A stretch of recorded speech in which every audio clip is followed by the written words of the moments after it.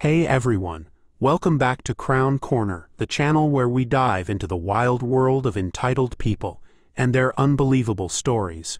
Hope you enjoy it, and without further ado, let's go. Backstory: I am a part of a small family-owned used car dealership. Cue used car salesman joke here. We have maybe 50 cars on the lot at any time, and our main business is subprime or people with less than perfect credit. We genuinely want to help the people who can't afford or don't have the credit to buy from a new car dealership. We're actually very well liked in our small community. So recently, I had these customers. Let's call her wife and him husband. They're in their early 20s. They come into my store and I like them. They seem like a nice young couple trying to start their lives out. They have two very sweet little girls and could just use a break. They have made some mistakes in their early lives and have less than perfect credit. I coach them on how to improve their credit, and they seem sincerely interested in fixing it. So I bust myself to get them a loan with the wife's mother co-signing on a nice third-row SUV. The wife is literally crying, hugging me because every other dealer turned them down. Now they're a little short on the down payment, so I take a check for the balance, and we agree I'll cash it on his next payday. Mistake number one, but it's pretty common in this line of work. I forget about them until the next week when I drop the check at the bank along with other deposits. The next thing I know, I receive a notice that the check has bounced along with a couple of NSF fees attached for me. The check comes back, and it's a dollar amount that is considered a first-degree misdemeanor in our state, just under a felony. I reached out to the wife to see what happened and how we can make arrangements to get this taken care of. The last thing I want to do is go after a young couple with two small kids. At first, the wife is a little shocked and insists the funds were pulled from their account, and I show them the picture of the NSF check. She understands and says they can pay half in 2 weeks when she's paid again, and in another 2 weeks pay the other half. I agree to this, and just take them at their word. Mistake 2. A couple of weeks roll around, and I don't hear from the wife or husband, and now I'm thinking I've been taken for a ride, ignoring my calls, texts, etc. You get the point. I get a call from the bank, and I find out they haven't made their first payment either. Now, with this particular bank, if the customer does not make their first payment, we have to buy back the deal. Basically, we have to give the bank the money they send us for the loan.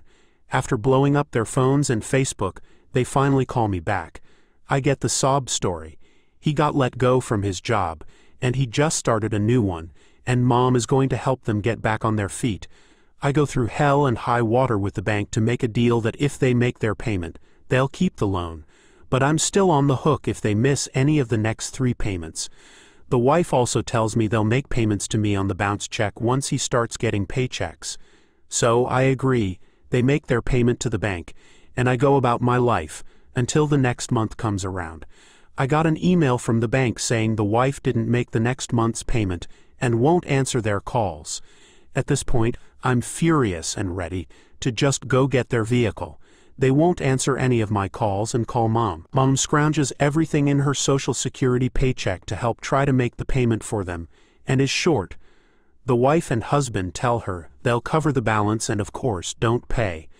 The bank says the deal is a buyback. We need our money back for the loan within 7 days. Now the only way I can pay back their loan is if my floor plan, basically a giant credit card we buy cars on, gets pictures of the car in my possession. I try to call, text, email, and message on Facebook to get a hold of both the wife and husband, and they block me on everything. They're basically just stealing the vehicle without paying. They even blocked mom, who has been trying to help them get this handled.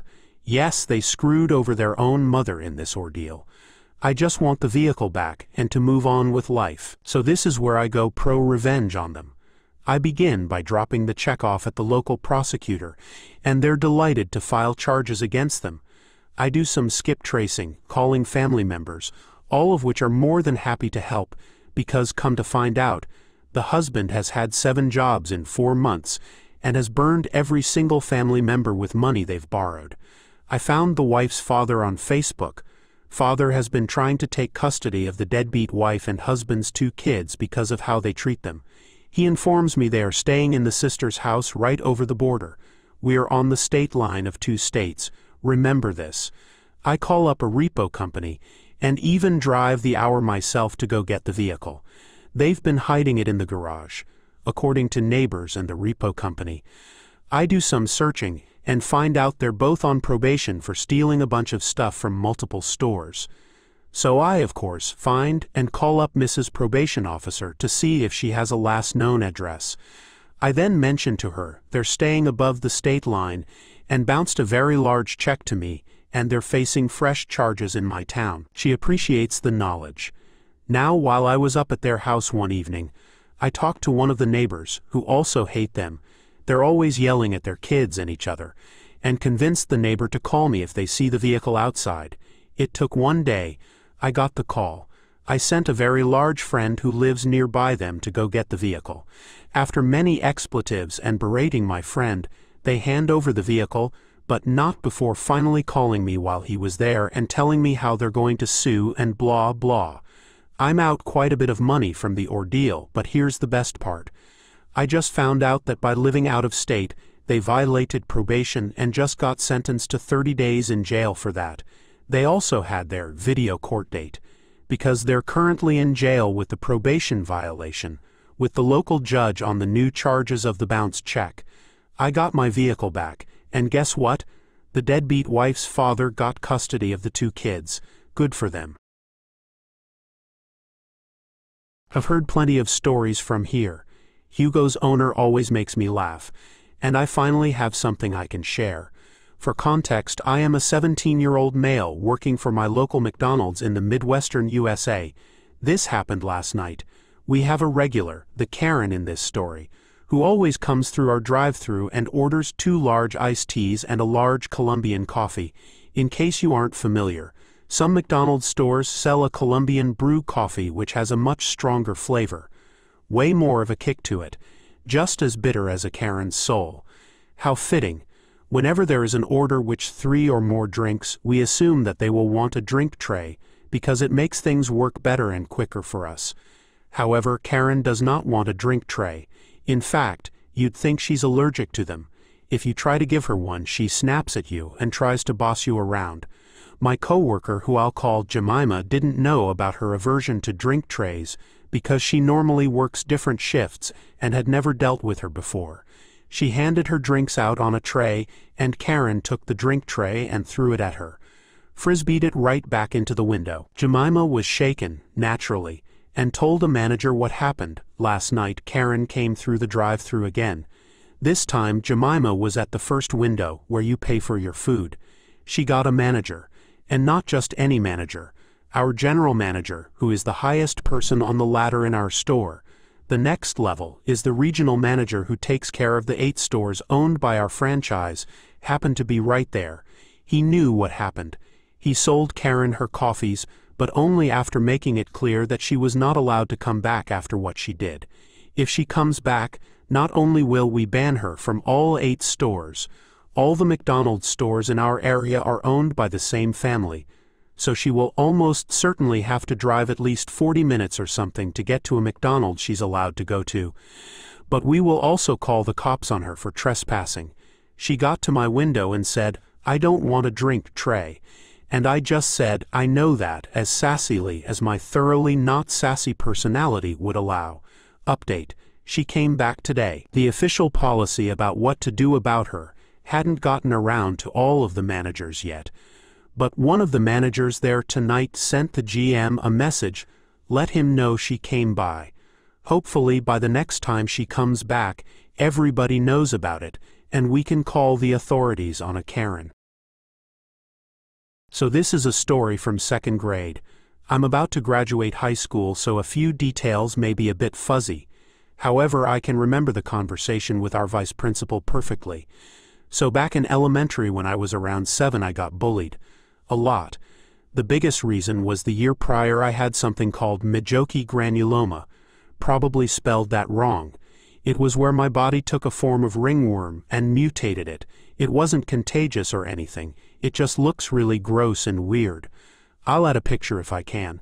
So these groups of boys would pick on me and bully me, but none was worse than Kyle, not his real name. He would haunt and tease me, steal my stuff, eat my food, call me names. However, this kid was prone to have random nosebleeds. I don't know why. I think he picked his nose a lot, and that's what caused it, but I'm not certain. All I know is that many times a day he would run to the teacher dripping with blood, and would have to go to the nurse's office. Now on to the story. After we would be done with recess, he would sit in lines according to his class we were in. Kyle and I were in the same class, but his little gang was in a different class. The area where we lined up had a little rock border that had a bunch of tiny pebbles. One day when the teachers weren't looking, Kyle's gang started throwing pebbles at me. And then Kyle started pulling my hair. It was at that moment I pulled up my arm in front of my face to block the pebbles, and I stood up so Kyle couldn't pull my hair anymore. Well, this jerk didn't let go, or I stood up too fast, I don't know. So he fell flat on his face. I didn't see this 'cause I still had my arm covering my face. All I know is I start hearing Kyle scream bloody murder. The kid had blood dripping down his face. Like a lot. Our teacher hears this and comes running to ask what happened, and I will never forget what that little jerk said. Entitled kid, "Shish, she punched me. What? No, I didn't." Now I didn't really have a lot of friends, again because of the ringworm mutation, but Kyle has his whole gang who enthusiastically nodded along with what he said. So I got dragged to the principal's office and had the following conversation with the vice principal that went like this. "Vice principal, why did you hit Kyle? Me. I didn't, vice principal. Then why are all these kids saying you did? Me. Because he's his friends, vice principal. Then how does he have a bloody nose? Me. He fell on his face, vice principal. That wouldn't have given him a bloody nose, so again, why did you hit him?" This went back and forth for a while with her not believing me, until finally I got fed up. This part one remember perfectly, me. Fed up with this crap, fine, I hit him, vice principal. Why did you lie to me? Me. I'm not lying, but it's clear you won't believe anything else. I was a sassy brat. So I got my first in-school suspension. I was told I was gonna have to sit in the room for a week. Not that I cared too much, honestly. But then our favorite Karen comes in. So my mom, Kyle's mom, and since this could be considered assault, Deputy Martin had to join us in the principal's office for a meeting to discuss what happened. And let me tell you, this bish was insane. Principal, thank you both for coming. As you know, disciplinary action has already been determined. But I want to know if the parents have anything else to say. Karen, officer, arrest her. She shouts, pointing to me, Deputy Martin. What? He asked, caught off guard. Karen. That witch is a menace to society. She needs to be detained, Principal. Ma'am, please don't curse in front of the kids. Karen. Don't tell me what to do. None of this would have happened if you had done your job. Now my principal didn't not take nonsense from anyone. Actually, Karen, if you taught your kid it's not okay to bully others, we wouldn't be here. Karen. What the hell are you talking about? My kid has never bullied anyone. It was at this moment the principal nodded to me to tell my side of the story. His friends were throwing rocks at me, and he was pulling on my hair. Karen saw red. Shut up, you little liar. How dare you lie about my son just to get out of trouble. Mom, don't talk to my kid that way. She's told me multiple times what your son does. Karen. Shut up, you lying witch. No wonder your kid is such a liar. She gets it from her mother. Now, I don't like stereotypes, but my mom and dad are both from Jersey and definitely have the fighting spirit. Mom, first of all, stop cursing. Your kid already has enough bad habits. Second, stop trying to get my kid arrested because your son is a bully. I agree she shouldn't have hit him, but it's understandable why she did, Karen. How dare you? My son would never hurt anyone. Your kid should be put in a school for autistic kids. Clearly she can't handle normal schools. I have ADHD, ODD, and something else I can't remember the name of. It's the lowest form of autism, but it does still count, I guess. Deputy Martin. Ma'am, I'm gonna ask you to calm down, Karen. How about you do your damn job, pig? Deputy Martin. Ma'am, I'm going to ask you to leave, Karen. I'm not leaving until you arrest her or put her in a different school. Deputy Martin. Ma'am, leave, now, he said, holding a pair of handcuffs out. Karen went white but stormed off with Kyle in tow. The principal apologized profusely and said the boy would be getting punished as well. My mom kissed me goodbye and went home. And that's where our story should end, should. A few hours later, school got out. I live literally 5 minutes from school, and I was old enough to walk myself home, so that was the plan. I get out and start walking home when I feel a sharp tug on my backpack. Surprise, surprise, it's the Karen. Karen, you're coming with me right now. Me, no, I'm going home, let me go. Karen, no, we're going to the police station. I was so scared because I didn't leave from the front of the building like most people did, but rather the side, so there weren't a lot of people around us. Then I remember what my mom told me to do if someone ever tried to kidnap me. I screamed at the top of my lungs, so loud I lost my voice a few days after. You're not my mom. Fire, fire. You're not my mom, fire. Karen grabs me by my face, putting her hand over my mouth. Shut up, you're going to get what you deserve. I honestly thought I was going to die. Here I was being held by this hairless Bigfoot and dragged to her soccer mom car. Side note, she literally grabbed my face so hard it left marks. I was finished. Done for. I started to cry, thinking I was never going to see my family again. And then my godsent came over. Deputy Martin, what the hell are you doing? Turns out, Deputy Martin had parked his patrol car next to the side exit, thank God. Karen, you won't do your job, so I'm taking her to find a cop who will. Now, if I know anything about Deputy Martin, it's that he really doesn't take nonsense. So right then and there he said it, those 3 magical words, "You're under arrest." Karen's jaw hit the floor. She let me go and tried to run, but Deputy Martin caught her easily. After that, Officer Martin put her in his car and called my parents. He calmed me down and, don't know why he had this, but honestly I don't care to ask, gave me this little Dalmatian stuffed animal.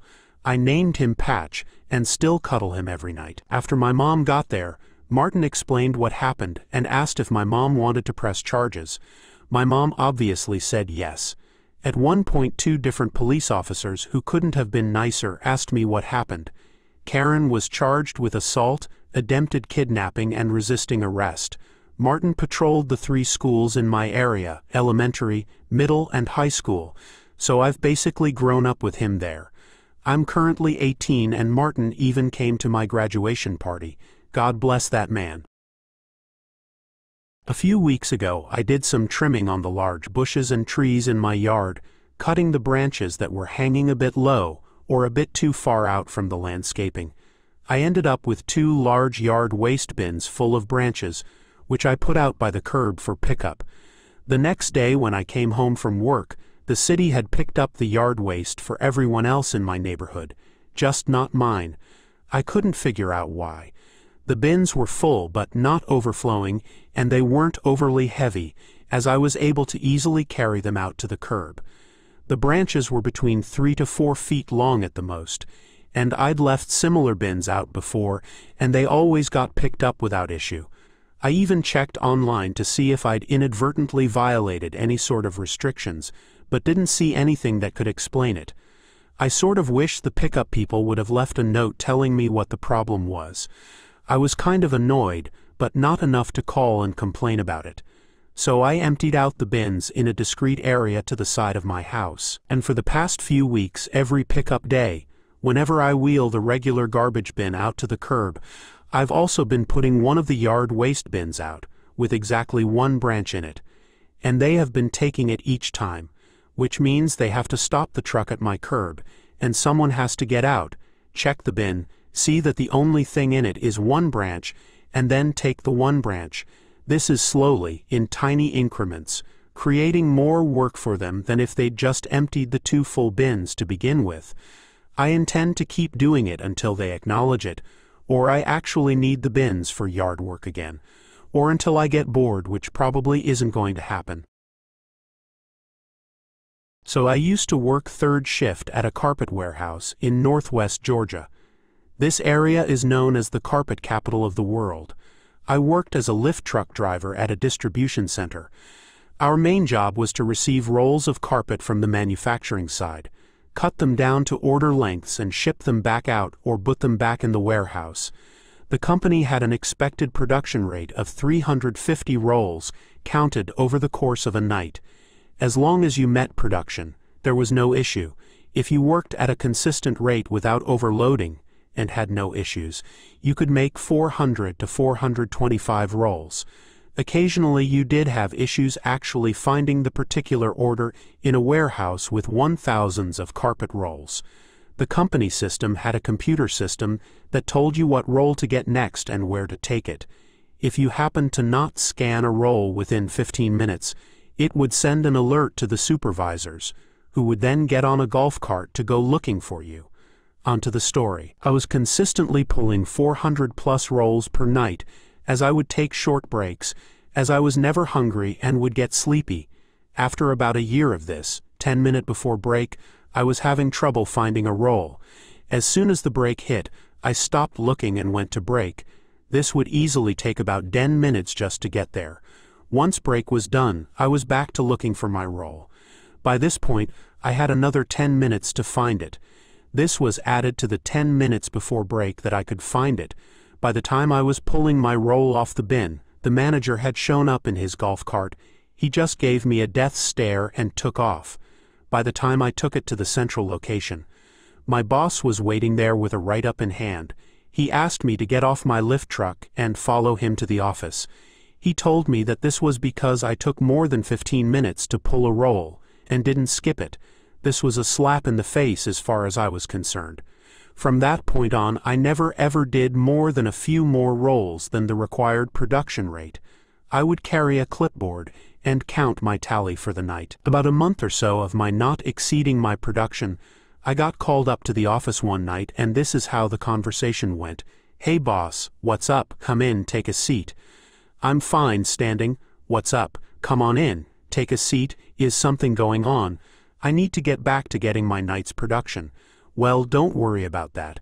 We won't count today against you." "Okay. What's up? Is everything okay?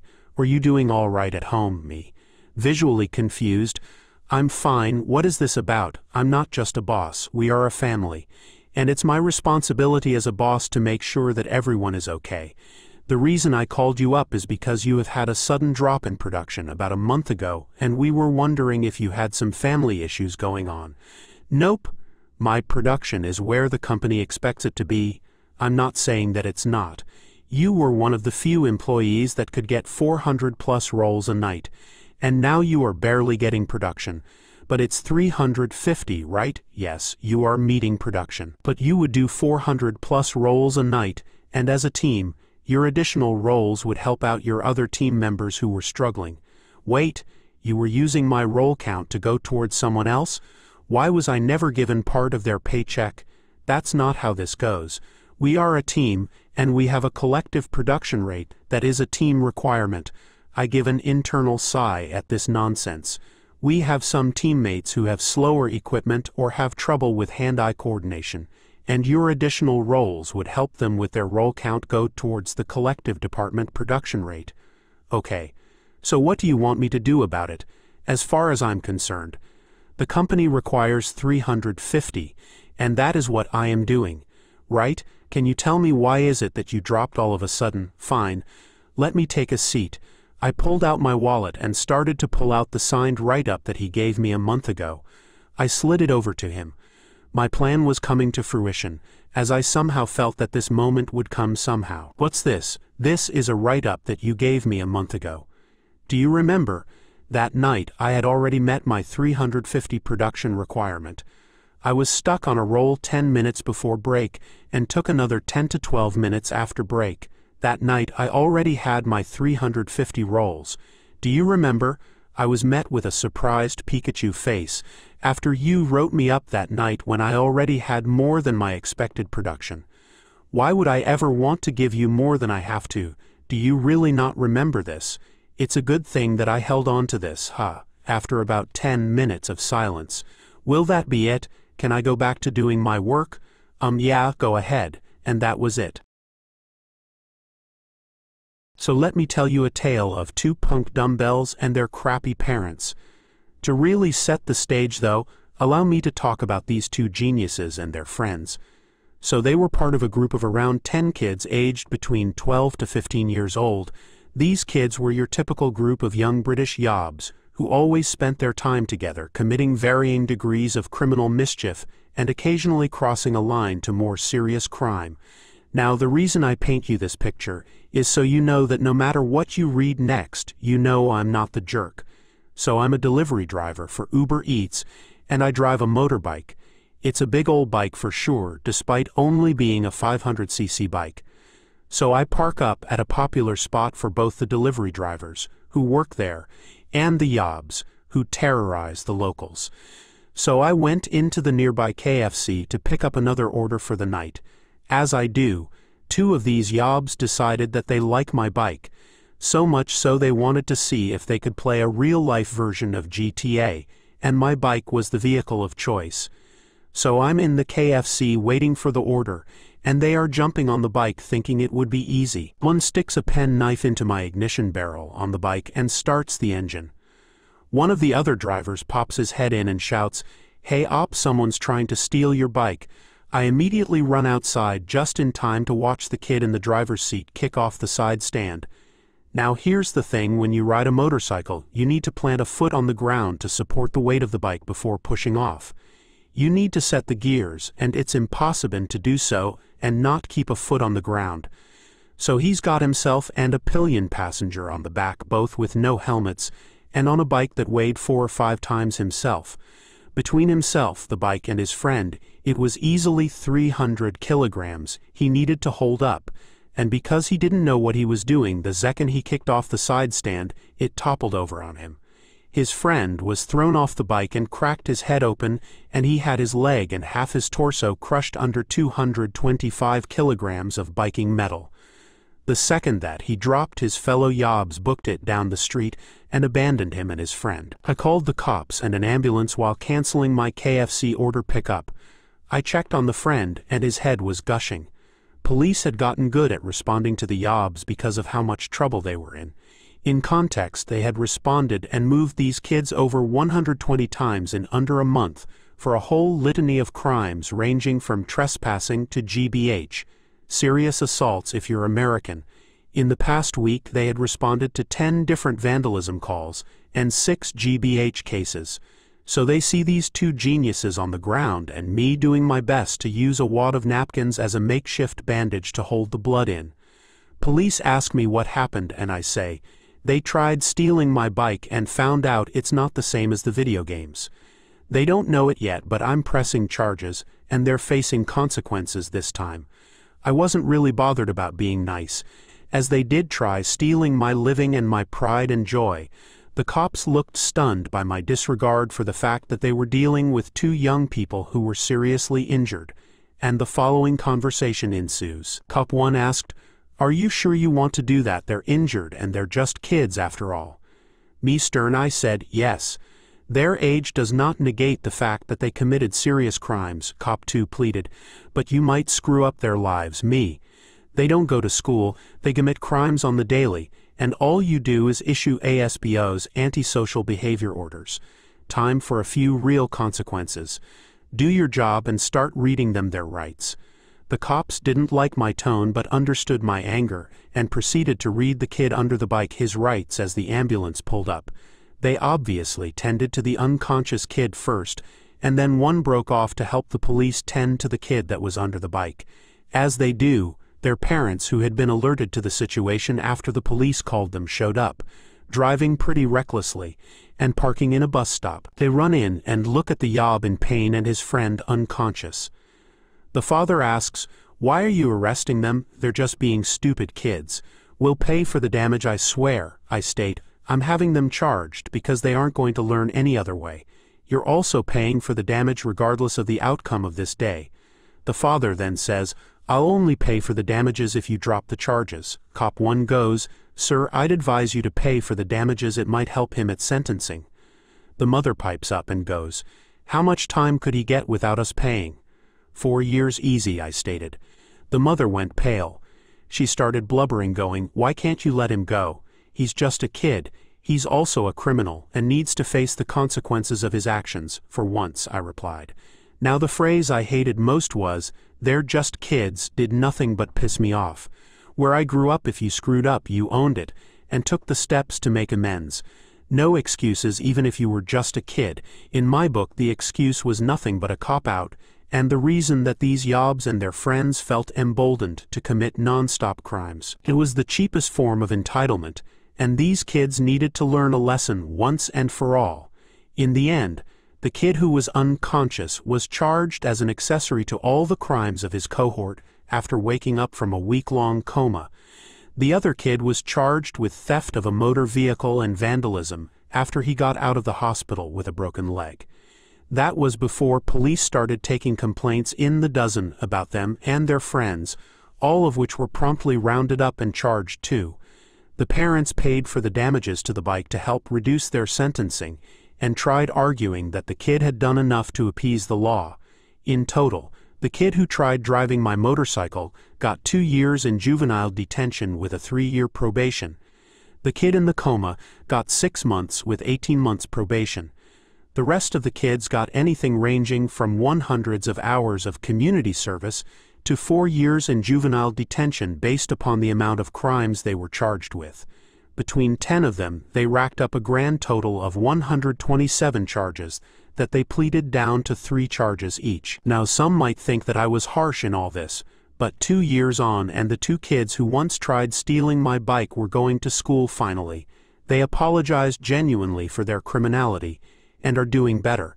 So all in all, they learned their lessons, and they were set to try and succeed more despite their past behavior. Moral of the story is when you excuse bad behavior, it allows for entitled behavior. When you punish it, it can stop people from acting worse before they cross serious lines. I used to work at a hotel on a large property that did a lot of business conferences. We had golf buggies to get around, 10 different conference rooms, plus lots of other hotel facilities, storage rooms, etc. Upper management had a strict rule that important locks could only have 1 set of keys.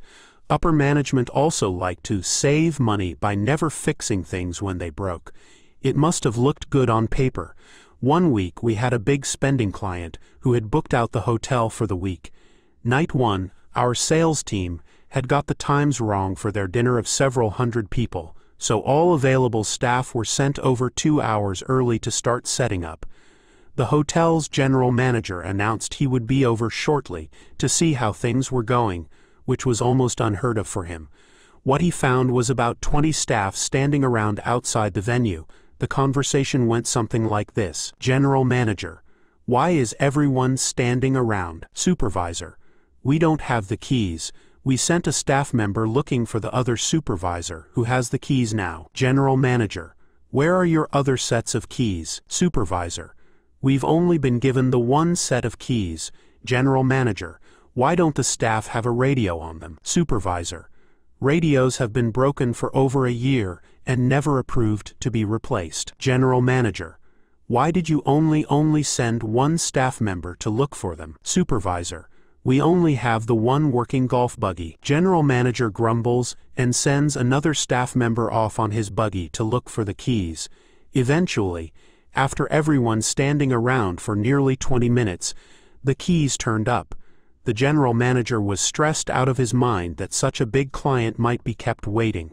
For the supervisor, it was just another Monday. Malicious compliance.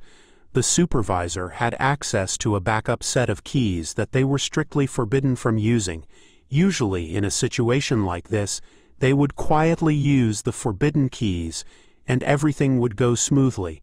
But because the general manager decided to be there, they didn't mention the forbidden keys, causing delays and panicking management. Fallout. The next week, each supervisor got their own set of keys. A few weeks later, we got radios for the department. Upper management also started checking in on how things were going from time to time. Apparently, making rules without knowing how things actually work isn't such a good policy.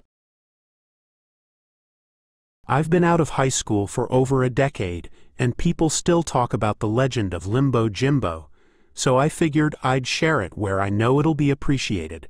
At the time of this story, I, 18 the time, was a senior, and my brother Jimbo, 16 at the time, was a sophomore. My brother has always had a unique sense of style and to this day consistently rocks a brand of sweatpants overalls called swoveralls. Back in high school, his favorite look was to have one long sweatshirt string and one short one. Sometimes in the hallway, one of his friends would grab the long sweatshirt string and they would play limbo with people going to class. Students and teachers loved it, and they still managed to get to class before the bell. One day, the principal, who was in her first year as principal, and on a power trip, walked up to them and told them to go to her office. Once there, she told them they were in trouble for bullying, alleged they made 2 students cry, blocking the hallway and otherwise being delinquent. They explained that even teachers participated, and if anyone asked them to move, they would have done so happily. She didn't care, and gave each of them a week of detention. Here comes the revenge. Someone made a group on Facebook, Free Limbo Jimbo. From the Facebook group, which garnered nearly 200 members in less than 12 hours, a plan emerged. The following morning, everyone was to gather outside the school for one thing, the one thing that could bring us all together: a limbo protest. We stood outside for all of homeroom and first period. Posters were decorated, shirts were made, students chanted, "Free Limbo Jimbo, Free Limbo Jimbo." When the second period bell rang, we took to action. A large speaker played the limbo song as nearly 200 students limboed into our school one by one. Our principal was furious. She tried to take down names for detention, but there were too many of us. When the last bell rang that day, my brother, myself, and about 20 other students walked to the detention room to pay our debt to society. The detention supervisor took one look at all of us and said, "I marked you as attended. If you run, you might still catch the bus." And there you have it. Today I dug out my old limbo shirt and happily wore it to commemorate the greatest protest in all Northwestern NJ Regional High School history. Finn. Thank you for joining us. If you enjoyed the video, don't forget to hit the like button and subscribe for more captivating stories. Share your own experiences and opinions in the comments below, and let's keep the conversation going. Until next time, stay tuned for more epic tales.